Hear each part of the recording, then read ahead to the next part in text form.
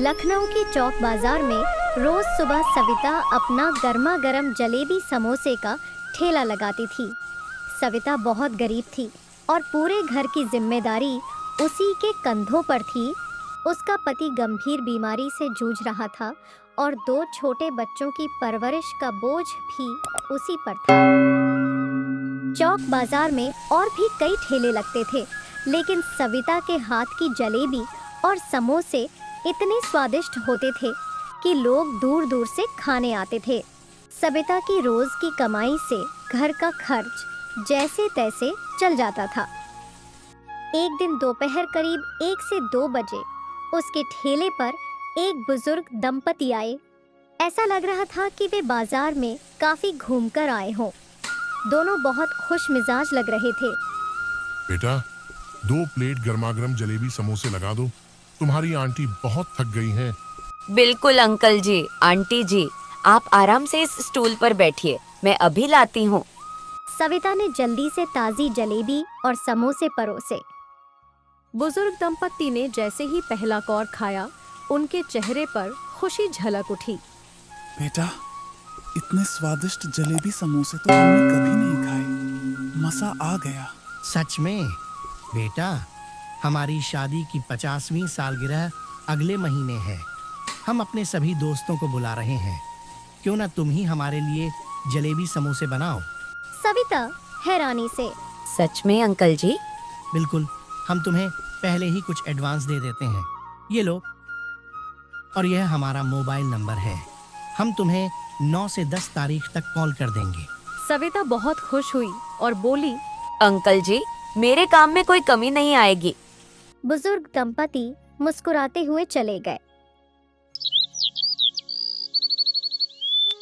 अगले महीने सविता बुजुर्ग दंपति के फोन का इंतजार करने लगी, लेकिन 12 तारीख आने से एक दिन पहले भी कोई कॉल नहीं आई। क्या हुआ? अंकल आंटी का तो फोन ही नहीं आ रहा। कहीं मेरा फोन रिचार्ज खत्म तो नहीं हो गया?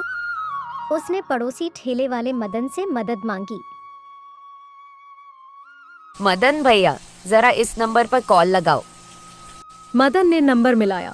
उधर से आवाज आई, बुजुर्ग व्यक्ति दुखी स्वर में, सविता बेटा, हम बहुत परेशान हैं। सच बताऊं तो हम अपनी मर्जी से विदेश नहीं आए। हमारे बेटे बहू हमें जबरदस्ती अपने साथ ले आए थे। यहाँ उन्होंने हमें नौकर बना दिया है। पूरा घर हमें ही संभालना पड़ता है। हमें भारत वापस आना है, लेकिन हमारे पास टिकट के भी पैसे नहीं हैं। कोई हमारी मदद नहीं कर रहा। सविता, क्या तुम हमारी मदद कर सकती हो? सविता की आंखें नम हो गईं। वह सोचने लगी कि इन बुजुर्गों को किसी भी तरह वापस लाना होगा। सविता ने इधर उधर से पैसे उधार ली और तुरंत उनकी टिकट बुक करवाई। उसने मदन के फोन से बुजुर्ग दंपति को टिकट की जानकारी भेजी। सुनो बेटा, हमारी टिकट का इंतजाम हो गया है। हमें अब तुम्हारी जरूरत नहीं। आपके पास पैसे नहीं हैं, तो टिकट कैसे आई? हमारे भारत में अच्छे लोग हैं जिनका दिल तुमसे बहुत बड़ा है। बुजुर्ग दंपति ने हमेशा के लिए बेटे बहू से रिश्ता तोड़ दिया और भारत लौट आए। लखनऊ लौटते ही बुजुर्ग दंपति ने सविता से मिला और कहा, बेटा, तुमने जो हमारे लिए किया उसका कर्ज हम कभी नहीं उतार सकते। अब हम तुम्हारी मदद करेंगे। बुजुर्ग दंपति ने सविता के पति का इलाज करवाया और उसकी दुकान खोलने में मदद की। सविता मुस्कुराते हुए, अंकल जी, अब आप अपनी 50वीं सालगिरह जरूर मनाइए। मैं आपके लिए वैसे ही जलेबी समोसे बनाऊंगी, जैसा वादा किया था। बुजुर्ग दंपति की आंखों में आंसू थे। उनका अपना बेटा तो उन्हें छोड़ चुका था, लेकिन सविता पराई होकर भी उनके लिए बेटी बन गई। धीरे धीरे सविता की जिंदगी बदल गई। अब उसका खुद का एक बड़ा समोसे